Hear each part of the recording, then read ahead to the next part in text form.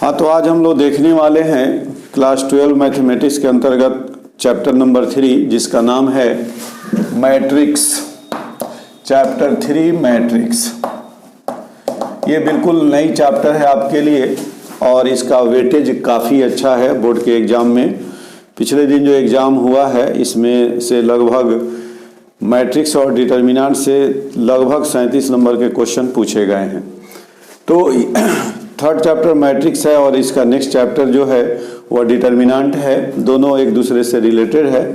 Matrix में हम लोग जनरली किसी नंबर को या फंक्शन को एक रेक्टेंगुलर शेप में अरेंज करते हैं और उसका यहाँ हम लोग टाइप्स ऑफ मैट्रिक्स देखेंगे और उसके बाद अलजेब्रा ऑफ मैट्रिक्स में डिवीजन नहीं है, बाकी एडिशन, सब्ट्रैक्शन और मल्टीप्लिकेशन हम लोगों को पढ़ना है।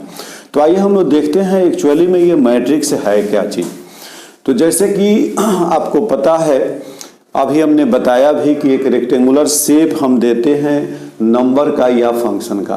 तो इसका सिंबल ये है, इस तरह से हम लोग बॉक्स ब्रैकेट से मैट्रिक्स को शो करते हैं। कभी कभी ऐसे भी शो होता है राउंड ब्रैकेट से, और रेयरली आपको मिलेगा कहीं कहीं डबल लाइन से हम लोग दोनों तरफ से दिखाएंगे।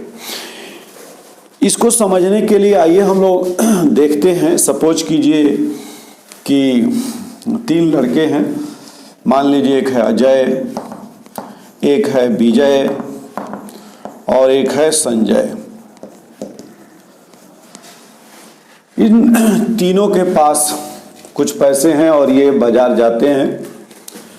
अजय जो है सपोज कीजिए कॉपी खरीदता है, पेन खरीदता है और कुछ स्वीट्स खरीदता है। जो भी पैसा है अजय के पास उसमें से उसने 2 कॉपी खरीदा, 3 पेन खरीदा और स्वीट्स में कुछ वह मान लीजिए खाने पीने के लिए 4 स्वीट खरीद लिया। विजय जो है ये भी सेम चीज़ खरीदता है, ये भी कॉपी खरीदता है, पेन खरीदता है और स्वीट्स खरीदता है। विजय थोड़ा सा कॉपी ज़्यादा ले लेता है, मान लीजिए इसने 5 लिया, पेन की खपत कम है इसलिए 2 ले लिया और स्वीट्स इसको खाने का मन नहीं है 1 ले लिया।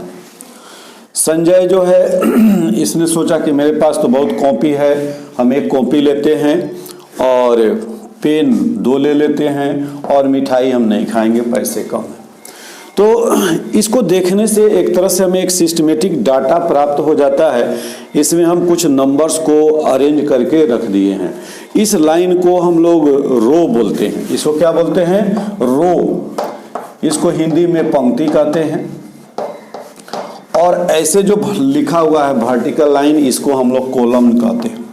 कॉलम, स्तंभ। तो अब इस डाटा से हमें क्या क्या इंफॉर्मेशन मिल सकता है, एक झलक में हम लोग बता सकते हैं कि कॉपी कितनी खरीदी गई तीनों के द्वारा, तो 5, 2, 7 और 1, 8। पेन कितनी खरीदी गई? 3, 2, 5, 2, 7। मिठाइयाँ कितनी खरीदी गई? 5। या ऐसे हम अगर चाहें तो लेफ्ट टू राइट अगर हम काउंट करें तो अजय ने 2, 3, 5, 4, 9 सामान खरीदा। विजय ने 5, 2, 7 और 1, 8 सामान खरीदा। लेकिन संजय ने क्या किया? 1 और 2 मात्र 3 ही सामान खरीदा। अब इसी चीज को हम इतना डिटेल्स नहीं लिख करके अगर इन सब चीजों को हम हटा देते हैं सपोज कीजिए, तो ये हमारा जो शेप है अब इसको हम एक रेक्टेंगल के अंदर बंद कर देते हैं। तो इसी शेप को, इसी आकृति को हम क्या कहते हैं? मैट्रिक्स कहते हैं। कोऑर्डिनेट ज्योमेट्री में आपने पढ़ा होगा पॉइंट्स, और पॉइंट्स के कुछ कोऑर्डिनेट्स होते हैं जिसको हम एक्स निर्देशांक और वाई निर्देशांक या एब्सिसा और ऑर्डिनेट या भुज और कोटि बोलते हैं। तो सपोज कीजिए कि एक पॉइंट है ए और इसके निर्देशांक हैं 2, 3। तो इस निर्देशांक को भी हम चाहें तो मैट्रिक्स का शेप दे सकते हैं। तो मैट्रिक्स जो है वह किसी पॉइंट के निर्देशांक को भी शो करता है। सपोज कीजिए आपके पास कोई फिगर है, आपके पास कोई क्वाड्रिलेटरल है, ट्रायंगल है, कोई भी प्लेन फिगर है। उस प्लेन फिगर को आप मैट्रिक्स के द्वारा रिप्रेजेंट कर सकते हैं। यहाँ ध्यान दीजिएगा, जैसे सपोज कीजिए एक रेक्टेंगल ये है, कोई क्वाड्रिलेटरल, कोई चतुर्भुज है जिसकी 4 शीर्ष ए, बी और सी दिए गए हैं। ये डी है। ए का निर्देशांक है सपोज कीजिए 2, 3, बी का निर्देशांक है 5, 7, सी का निर्देशांक है 8, 9 और डी का निर्देशांक है 3, -4। अब इसको अगर रेक्टेंगल का शेप हम देना चाहें तो कैसे दे सकते हैं? इसको हम मैट्रिक्स के रूप में, जैसे सपोज कीजिए हमारा 2, 3, बी का निर्देशांक है 5, 7, डी का है 3, -4 और सी का है 8, 9 और 3, -4। तो ये भी हमारा क्या हो गया? मैट्रिक्स हो गया। इससे ये स्पष्ट होता है कि हम मैट्रिक्स के द्वारा किसी प्लेन फिगर के जो वर्टिसेज हैं, जो शीर्ष हैं, उसके निर्देशांक को शो करते हैं। एक दूसरा लड़का है जो ऐसे नहीं शो करके इसको ऐसे कर देता है, 2, 3, 5, 7, 8, 9, 3, 4, -4। तो ये भी मैट्रिक्स हो गया। आप इसी क्वाड्रिलेटरल के वर्टेक्स को आप ऐसे भी मैट्रिक्स में दिखा सकते हैं, ऐसे भी दिखा सकते हैं। जो हॉरिजॉन्टल लाइन है, हॉरिजॉन्टल लाइन, इस लाइन को, इसमें जो भी एंट्रीज हैं, इसको हम क्या कहेंगे? रो कहते हैं। हॉरिजॉन्टल लाइन को रो, और वर्टिकल लाइन जो है, वर्टिकल लाइन, इसको हम लोग कॉलम कहते हैं। इसको पंक्ति और इसको स्तंभ बोलेंगे। अब है कि इस जिन नंबर से या जिन फंक्शन से हमारा मैट्रिक्स बन रहा है, ये ऑल आर कॉल्ड एलिमेंट्स और अवयव। तो ये जो फंक्शंस या नंबर हैं, नंबर्स और फंक्शंस जो भी इस बॉक्स के अंदर है, are called elements, elements of the matrix, elements of the matrix. Hindi में इसको क्या कहेंगे आप? कि जो भी संख्या या फलन मैट्रिक्स को बना रहा है, जिससे मैट्रिक्स बन रहा है आपका, उसको आप क्या बोलेंगे? उसको हम बोलेंगे इसका एलिमेंट, या इसको अंग्रेजी में एंट्रीज भी कहते हैं, और हिंदी में इसको हम क्या कहेंगे? अवयव कहेंगे। क्या कहेंगे? अवयव। अब एक चीज और है कि ये मैट्रिक्स में देखिए तो कितने क्षैतिज लाइन हैं, कितने हॉरिजॉन्टल लाइन हैं? तो 2। कितना लाइन है? 1 और 1, 2। तो इसको हम ऐसे रिप्रेजेंट करेंगे, 2 × 1, 2, 3, 4। 4 खड़ी लाइन है तो 4। तो ये मैट्रिक्स जो है, इस मैट्रिक्स का ऑर्डर कहलाएगा 2, 4। अब कहने का मतलब ये है कि किसी मैट्रिक्स में अगर m रो है और n कॉलम है, तो उस मैट्रिक्स को हम m/n ऑर्डर का बोलेंगे, m/n। आपसे पूछा जाए कि ऑर्डर ऑफ मैट्रिक्स, तो ऑर्डर ऑफ मैट्रिक्स का मतलब हो गया number of row multiply by number of column. तो m/n ऑर्डर का ये मैट्रिक्स हो जाएगा। तो मैट्रिक्स में ये ऑर्डर बहुत ही मानी रखता है, इसलिए उन चीज़ों को समझ लेना है। तो अब यही एंट्री हम लेकर के ये मैट्रिक्स बनाए, तो ये 2, 4 का मैट्रिक्स हो गया 2/4 का, और उसी एंट्री को लेकर के इस मैट्रिक्स को बनाए तो ये हो गया 4/2। ये हो गया 2/4 और ये हो गया 4/2। अब हम लोगों को मेन जो चीज समझना है वह समझना है कि हम किसी मैट्रिक्स के जनरल टर्म को रिप्रेजेंट कैसे करेंगे, या किसी मैट्रिक्स को हम लिखेंगे कैसे, शो कैसे करेंगे। अब हम लोग देखेंगे order of matrix. Order of matrix यानी मैट्रिक्स की कोटि, किस कोटि का आपका मैट्रिक्स है। तो कह रहा है कि सपोज कीजिए अगर कोई मैट्रिक्स है जिसमें m रो है और n कॉलम है, ठीक है। Let A is a matrix of matrix in which m rows and n columns, then A is called m cross n order matrix, or order of matrix A or order of matrix A is m cross n, and number of terms in A equal to mn। देखिए यहाँ m cross n का मतलब हो गया, जैसे अगर 3 रो है और 2 कॉलम है तो उसको 3 क्रॉस 2 ही लिखेंगे, यहाँ गुना नहीं करेंगे। लेकिन अगर नंबर ऑफ टर्म्स आपको निकालना हो तो ये हो जाएगा m इंटू n, यानी यहाँ हम उसका क्या करेंगे, प्रोडक्ट निकालेंगे।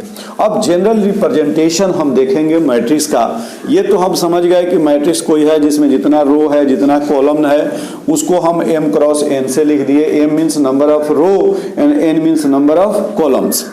अब जनरल रिप्रेजेंटेशन ऑफ मैट्रिक्स, यानी representation of matrix, representation of matrix. Suppose कीजिए आपके पास कोई मैट्रिक्स है जिसमें कुछ एलिमेंट्स हैं।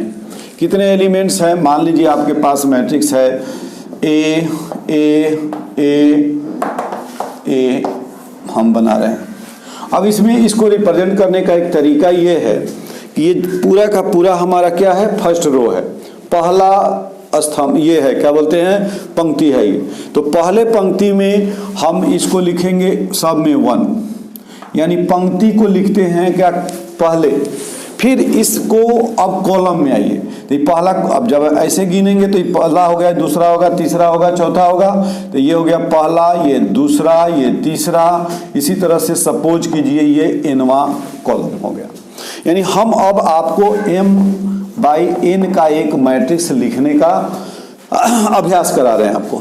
सपोज कीजिए यहाँ ये पहला रो है और हम लोग ऐसे लिखते हैं इसको, जनरली इसको a i j m cross n, यानी कहने का मतलब है कि एक मैट्रिक्स है जिसका एक जनरल टर्म हो गया, जैसे आपने एपी में एक जनरल टर्म पढ़ा था, उसी तरह से यहाँ एक जनरल टर्म हो गया a i j, और इस मैट्रिक्स का ऑर्डर जो है वह है m क्रॉस n, यानी इसमें m रो है और n कॉलम है।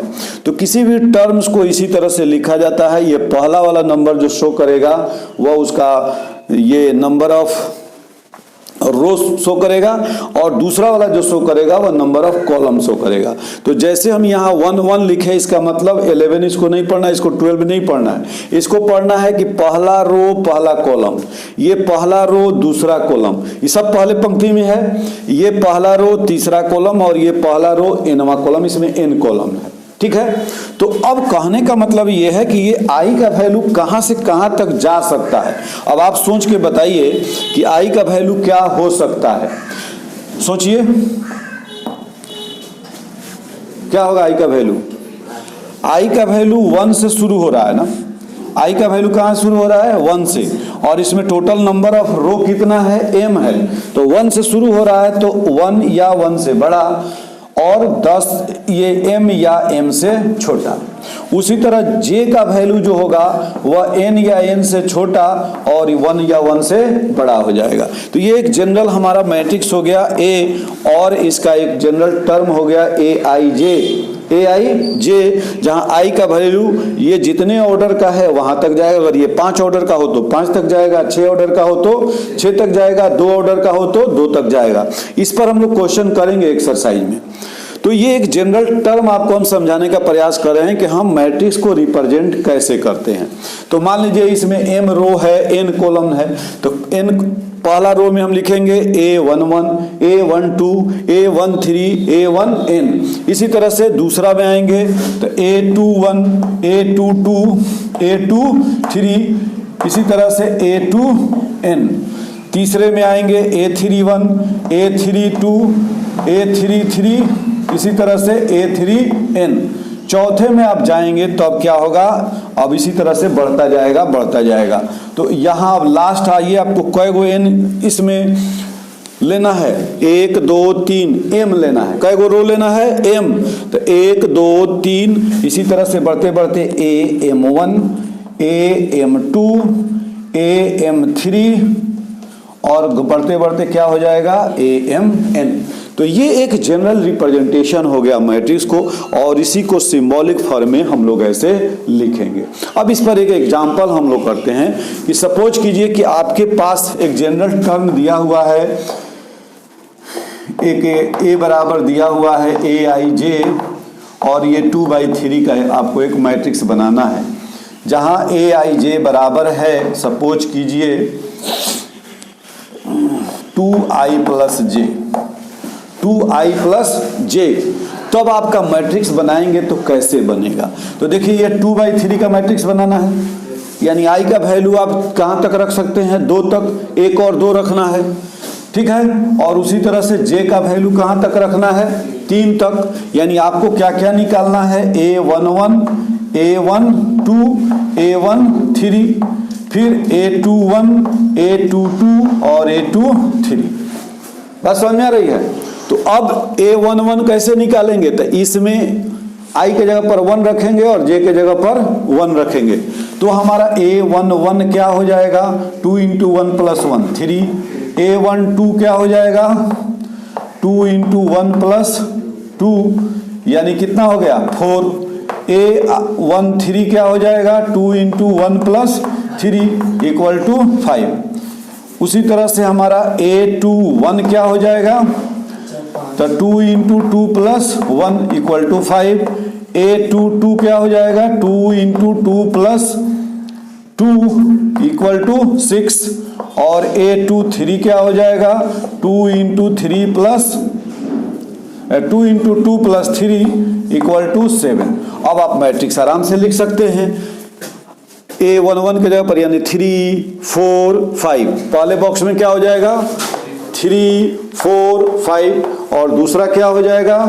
5 6 7, 5 6 7। तो इस तरह से हम लोग मैट्रिक्स को लिख सकते हैं। तो जितने ऑर्डर का मैट्रिक्स दिया गया रहेगा उतने ऑर्डर को हम लोग लिखेंगे। तब इसको फटाफट आप नोट कीजिए। देखो अब हम लोग देखेंगे टाइप्स ऑफ मैट्रिक्स। पिछले क्लास में हम लोगों ने मैट्रिक्स के बारे में देखा, अब देखेंगे टाइप्स ऑफ मैट्रिक्स।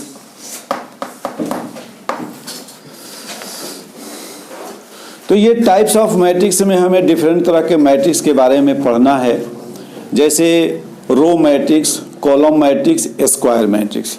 ये 3 पहले आप समझ लीजिए, उसके बाद फिर हम लोग उसके आगे का देखेंगे।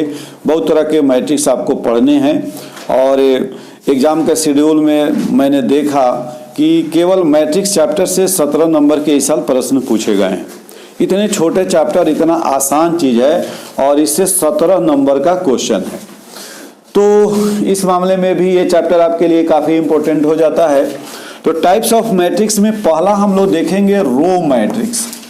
कौन matrix? Row matrix. Row matrix में क्या है? केवल एक रो है, यानी ऐसा मैट्रिक्स जिसमें केवल एक रो हो उसको हम रो मैट्रिक्स कहेंगे। A matrix is said to be row matrix. Row matrix if it has only one row, only one row। Example के तौर पे आप ऐसे ले सकते हैं 3 5 7। देखिए तो इसमें कितना रो है? केवल एक रो है। दूसरा आप ऐसे ले सकते हैं -1 0 7। कितना रो है? एक रो। तो ऐसे मैट्रिक्स को हम रो मैट्रिक्स बोलेंगे। दूसरा एक है कॉलम मैट्रिक्स। कॉलम मैट्रिक्स, तो इसमें भी सेम उसी तरह से लिखेंगे। Matrix is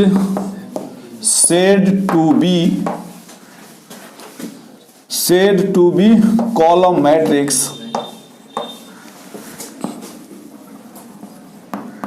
if it has only one column, only one column। Example के तौर पे आप इसको ऐसे कर दीजिए 1 2 3, या 3 0 10, या 1 2 3 5 7। रो कितना भी हो, कॉलम एक होना चाहिए। ऐसे मैट्रिक्स को हम कॉलम मैट्रिक्स कहेंगे। उसी तरह से रो वाले में एक रो हो, कितना भी कॉलम हो, कॉलम इसमें गिनना होगा तो हम कैसे गिनेंगे? 1 2 3। इसमें कॉलम 1 2 3 और भी हम ले सकते हैं 1 3 2 5 7 9। देखिए इसमें 1 2 3 4 5 कॉलम हो गए, लेकिन रो कितना है? केवल एक रो है। तो इस टाइप के मैट्रिक्स को जिसमें केवल एक रो हो उसको रो मैट्रिक्स कहेंगे, और जिसमें केवल एक कॉलम हो उसको कॉलम मैट्रिक्स कहेंगे। बहुत सिंपल है। हाँ, कहीं नहीं संभव, कोई भी रियल नंबर हो सकता है, कॉम्प्लेक्स नंबर हो सकता है, सब भी हो सकता है। -1 इसका एलिमेंट है, ये -1 से अलग नहीं है। -1 भी तो एक नंबर है, इसलिए हम -1 भी ले सकते हैं, 0 भी ले सकते हैं, 7 भी ले सकते हैं। इसके बाद आता है आपका एक null matrix, square matrix, scalar matrix, unit matrix. ये सब मैट्रिक्स बहुत सिंपल चीज है, आप इसको मिनटों में समझ सकते हैं। जैसे नल मैट्रिक्स किसको कहेंगे? तो जिसमें केवल 0 एलिमेंट, जिस मैट्रिक्स में केवल 0 ही हो, सभी एलिमेंट्स क्या हो? 0 हो, उसको हम क्या कहेंगे? नल मैट्रिक्स कहेंगे, 0 मैट्रिक्स कहेंगे। स्क्वायर मैट्रिक्स, नाम से ही पता चल जा रहा है कि स्क्वायर मैट्रिक्स का मतलब हो गया कि जिसका शेप स्क्वायर बन रहे हैं। तो स्क्वायर शेप कब बनेगा? जब रो और कॉलम बराबर हो, जब रो और कॉलम क्या हो? बराबर हो। तो स्क्वायर मैट्रिक्स में, स्क्वायर मैट्रिक्स ये इधर से हम अलग कर ले रहे हैं। तो square matrix, a matrix is said to be a square matrix if number of row and number of columns are equal. If number of row and column are equal, हो गया। इसका एग्जाम्पल देखना हो तो आप ले लीजिए 1 2 4 7, ये 2 by 2 का स्क्वायर मैट्रिक्स हो गया। यानी जिस मैट्रिक्स में m और n यानी ऑर्डर दोनों सेम हो जाए, इक्वल हो जाए, तो इसको हम क्या करेंगे? 2 by 2 का मैट्रिक्स लिख सकते हैं। उसी तरह से 3 4 7 5 8 9 2 4 6, ये 3 by 3 का स्क्वायर मैट्रिक्स हो गया। तो अब ये हो गया हमारा स्क्वायर मैट्रिक्स। तो हम लोगों ने 3 मैट्रिक्स सीखा। पहला सीखा रो मैट्रिक्स जिसमें केवल एक रो हो, कॉलम मैट्रिक्स जिसमें केवल एक कॉलम हो, और तीसरा हम लोगों ने सीखा स्क्वायर मैट्रिक्स जिसमें नंबर ऑफ रो और कॉलम दोनों क्या हो? बट सेम हो। अब आपको मेन जानना है आगे का चीज कि डायगोनल एलिमेंट किसको कहेंगे? डायगोनल एलिमेंट किसी मैट्रिक्स के। तो डायगोनल एलिमेंट्स जब भी होगा वो डायगोनल के लॉन्ग होगा। आप जानते हैं कि रेक्टेंगल में डायगोनल होता है, स्क्वायर में डायगोनल होता है। सपोज कीजिए ये आपका एक स्क्वायर है, इस स्क्वायर में एक ये डायगोनल होगा और एक ये डायगोनल होगा। ये एक रेक्टेंगल है, इस रेक्टेंगल में एक ये डायगोनल होगा और एक ये डायगोनल होगा। तो यहां मैट्रिक के केस में हमें डायगोनल खींचना नहीं है, हमें डायगोनल के अलोंग एलिमेंट्स को उसके देखना है। बात समझ में आ रही है? तो एलिमेंट्स जब हम देखेंगे तो उस डायगोनल के अलोंग एलिमेंट्स आना चाहिए। तो ऐसे में जो मैट्रिक्स स्क्वायर हो उसी में डायगोनल के अलोंग एलिमेंट आएगा। इसलिए डायगोनल एलिमेंट जब भी देखना होगा हम केवल स्क्वायर मैट्रिक्स में ही देखेंगे, दूसरे मैट्रिक्स में नहीं देखेंगे। पहली बात यह है। दूसरी बात है कि इसमें कई गो डायगोनल है? 2 गो, लेकिन मैट्रिक्स में डायगोनल एक ही होगा। मैट्रिक्स में डायगोनल एक ही होगा। कैसे होगा? तो लेफ्ट का अप कॉर्नर से लेकर हम राइट के डाउन कॉर्नर में जो जाएंगे ये हमारा मैट्रिक्स का डायगोनल होगा।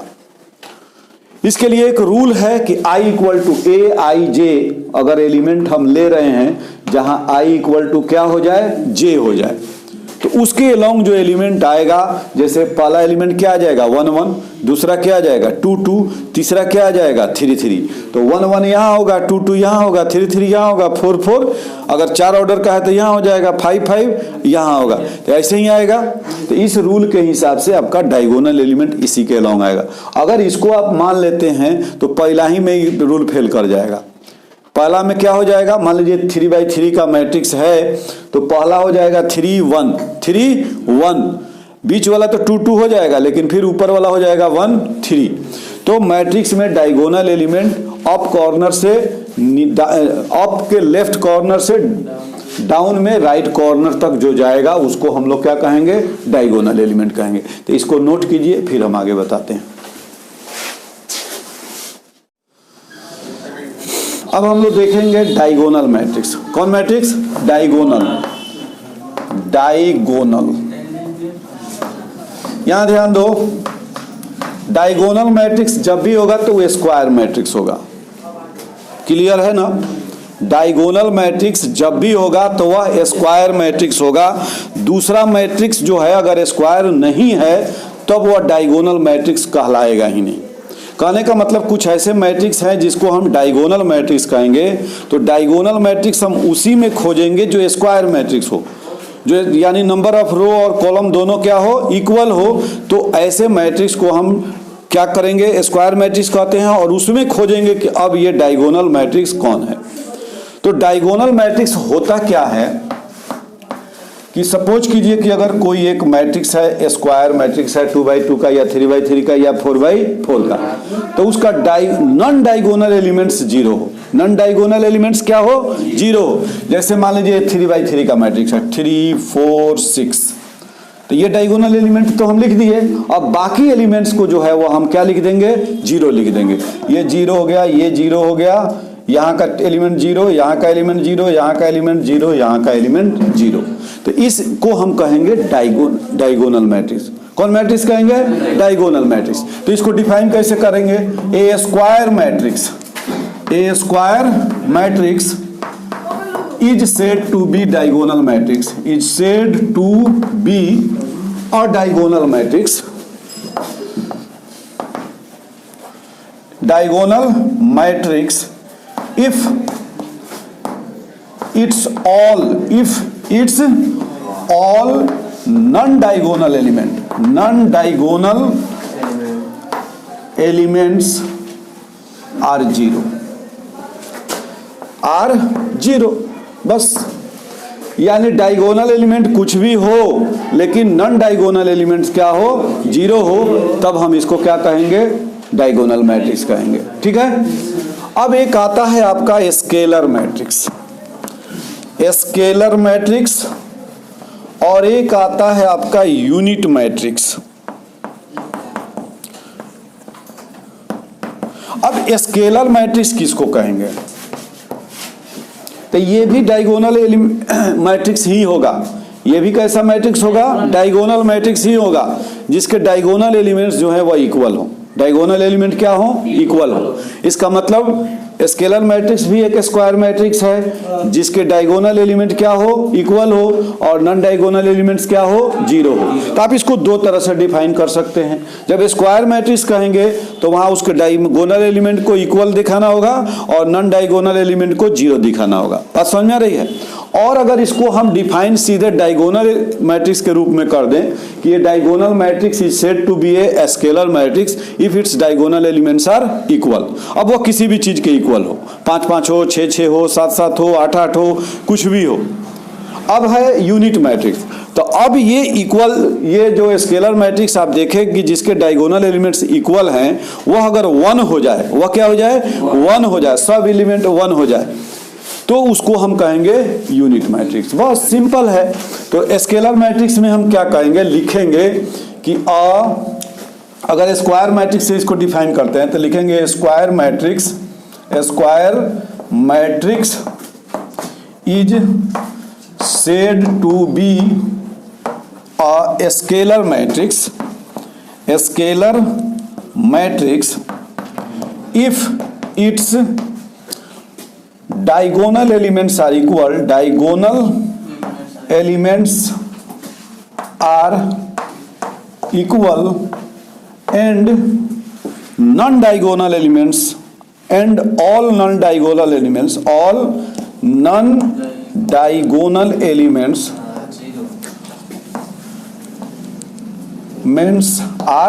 जीरो।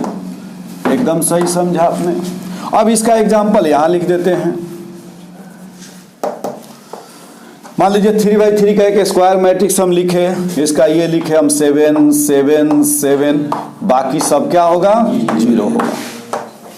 हो गया, ये क्या हो गया आपका स्केलर मैट्रिक्स हो गया। अब इसको आप इतना लंबा डिफिनेशन नहीं लिख करके आप ऐसे भी लिख सकते हैं। यहाँ स्क्वायर मैट्रिक्स नहीं लिख करके अगर डायगोनल मैट्रिक्स लिख देते हैं तो फिर डायगोनल मैट्रिक्स जब हो गया तो ये लाइन से आप बच जाएंगे जीरो वाला, क्योंकि डायगोनल मैट्रिक्स है तो नॉन डायगोनल एलिमेंट क्या है, जीरो है। तो छोटा सा डिफिनेशन हो जाएगा कि a diagonal matrix is said to be a scalar matrix if its all diagonal elements are equal. बस हो गया। चौथा आपका है यूनिट मैट्रिक्स। तो इसको लिखेंगे कैसे, तो इसको भी आप दो तरह से लिख सकते हैं। आप या तो इसको आप डायगोनल मैट्रिक्स के रूप में लिखिए या इसको आप स्क्वायर मैट्रिक्स के रूप में लिखिए। तो लिखेंगे कि a square matrix is to be a unit matrix,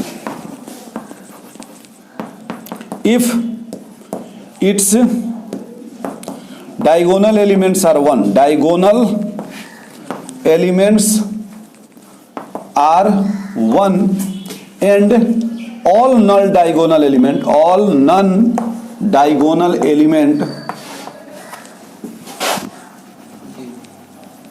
are 0। Example इसका एग्जाम्पल यहां लिख देते हैं 1 1 1, बाकी सब क्या हो जाएगा, 0 हो जाएगा। टाइप्स ऑफ मैट्रिक्स में अगला है जीरो मैट्रिक्स। क्या है, जीरो मैट्रिक्स। तो 7 में हम लोग देखेंगे जीरो मैट्रिक्स। बस सिंपल है ये, ऐसा मैट्रिक्स जिसमें सभी एलिमेंट्स क्या हो, जीरो हो। तो लिखेंगे a matrix is said to be zero matrix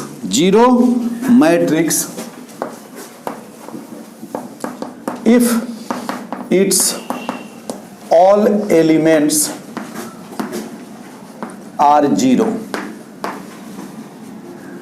इसको नल मैट्रिक्स भी कहते हैं। इसको कौन मैट्रिक्स कहते हैं, नल मैट्रिक्स। जैसे 0 0 0 0 0 0 0 0 0 0 0 0 ऑल एलिमेंट्स आर 0। ये जरूरी नहीं है कि स्क्वायर मैट्रिक्स ही हो, ये किसी तरह का मैट्रिक्स हो सकता है, 0 0 ऐसे भी हो सकता है ये। ठीक है। अब हम लोगों को एक्सरसाइज 3.1 को स्टार्ट करने से पहले एक पॉइंट और छूट रहा है, वह है इक्वलिटी ऑफ मैट्रिक्स। वह क्या है, ये टाइप ऑफ मैट्रिक्स नहीं है। अब दो मैट्रिक्स इक्वल कब होगा या तीन मैट्रिक्स इक्वल कब होगा, तो इक्वलिटी ऑफ मैट्रिक्स आपको पढ़ना है। इक्वलिटी ऑफ मैट्रिक्स, और मैट्रिक्स का प्लुरल होता है मैट्रिसेस। मैट्रिक्स का प्लुरल मैट्रिसेस। तो अब सपोज कीजिए कि दो मैट्रिक्स इक्वल कब होगा, तो दो मैट्रिक्स के इक्वल होने के लिए दोनों का सेम ऑर्डर का होना जरूरी है। अगर एक मैट्रिक्स 2/3 का है और दूसरा मैट्रिक्स 2/3 का नहीं है, तब दोनों कंपेरेबल ही नहीं है, दोनों को हम एक दूसरे से कंपेयर ही नहीं करेंगे। जैसे सपोज कीजिए कि आपकी को कंपेयर मोबाइल से या घड़ी से या इस स्टैंड से नहीं ना किया जाएगा, आपको कंपेयर एक दूसरे लड़के से किया जाएगा। आपका हाइट दूसरे से कंपेयर किया जाएगा या आपका मेरिट किसी लड़के से ही कंपेयर किया जाएगा। बात समझ में आ रही है। तो उसी तरह से दो मैट्रिक्स इक्वल कब होगा, जब दोनों कंपेरेबल हो। दोनों क्या हो, कंपेरेबल हो, कंपेयर करने लायक हो। तो कंपेयर करने लायक हो, इसका मतलब ये हुआ कि दोनों मैट्रिक्स जो है वह सेम ऑर्डर का होना चाहिए। दोनों मैट्रिक्स कितने ऑर्डर, सेम ऑर्डर का होना चाहिए, और दोनों के कोरेस्पोंडिंग एलिमेंट्स इक्वल होने चाहिए। कोरेस्पोंडिंग एलिमेंट्स का कहने का मतलब ये हुआ कि अगर एक मैट्रिक्स का हम A11 लेते हैं तो दूसरे का भी 1 होना ही चाहिए, यानी फर्स्ट रो फर्स्ट कॉलम का। अगर एक का हम तीसरे रो और दूसरा कॉलम का एलिमेंट ले रहे हैं तो दूसरे का भी तीसरे रो और दूसरे कॉलम का एलिमेंट होना जरूरी है, ये चीज ध्यान रखना है। तो लिखेंगे टू मैट्रिसेस, नाम दे दीजिए इसका, एओ का नाम दे दीजिए AIJ, एंड ऑर्डर भी लिख दें M cross N, and BIJ, ये भी कितने का होना चाहिए, M क्रॉस N का ही। तो two matrices A and B are equal, are said to be equal if they are of the same order. If they are of the same order or their corresponding elements are equal. Their corresponding elements are equal. कहने का मतलब ये है कि दो matrix है, suppose कीजिए ए और बी, ए और बी दो मैट्रिक्स है। ए ये अगर 2x3 का मैट्रिक्स है, 1 2 3 4 5 6, और बी जो है ऐसा ही मैट्रिक्स होना चाहिए। वो भी कितने का होना चाहिए? 2x3 का ही होना चाहिए। और इसके सारे एलिमेंट्स और इसके सारे एलिमेंट्स का जो पोजीशन सेम है वह एलिमेंट्स इक्वल होने चाहिए। यानी जहां 1 है वहां 1 हो, जहां 2 है वहां 2 हो, जहां 5 है वहां 5 हो, जहां 3 है वहां 3, जहां 4 है वहां 4, जहां 6 है वहां 6। तब जाकर के ए और बी ये दोनों जो होगा वह इक्वल मैट्रिक्स कहलाएगा। ठीक है, तो इसको नोट कीजिए।